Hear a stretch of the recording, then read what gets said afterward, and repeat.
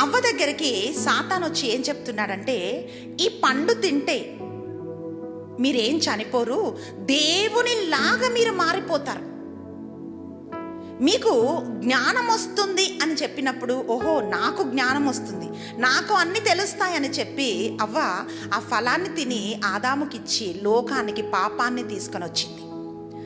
ప్రియ సహోదరి, ప్రియ సహోదరుడా, నేను అని ఉన్నంత వరకు మన లోపల దేవుని ఆత్మ పని చేయజాలదు. అందుకే పౌలు గారు ఏమంటున్నారంటే, ఇక జీవిస్తుంది నేను కాదు. ఎవరండి? ఇక జీవిస్తుంది నేను కాదు, కానీ క్రీస్తే నాలో జీవిస్తూ ఉన్నాడు. నీవు నీలో జీవించినంత కాలం ప్రియబిడ్డ, దేవుడు నీలో జీవించలేడు.